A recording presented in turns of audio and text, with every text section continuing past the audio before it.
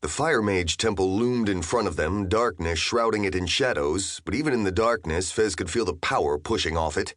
Fire magic pulsed distantly from within it, but with enough strength that he could detect it.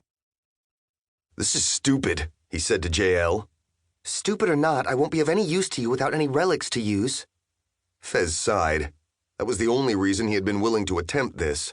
It would be a collection, the kind that he had once done for Azathan and now would be doing on behalf of JL and himself. If they were successful, they would be able to have enough items that they wouldn't have to worry about a risk of attack. JL would be better equipped to defend herself, using dragon magic to do so. There was another reason for their coming here, though for Fez it was riskier. He wanted to see for himself whether Azathan had been telling the truth about what he'd taken from the Dragon Plains.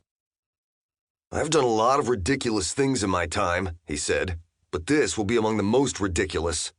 "It's not as dangerous as you think.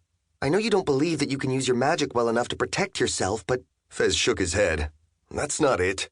I know that I can use the connection I have to the Deshazel, but I don't have the same control over it as I need to if we confront one of the fire mages. And by coming to the heart of their power, they risked confronting more than just one of the fire mages."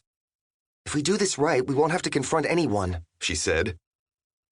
Fez watched her as he reached for one of his daggers, running his finger along the dragonglass blade. She was a lovely woman, and they had spent the better part of the last 3 months together, mostly running.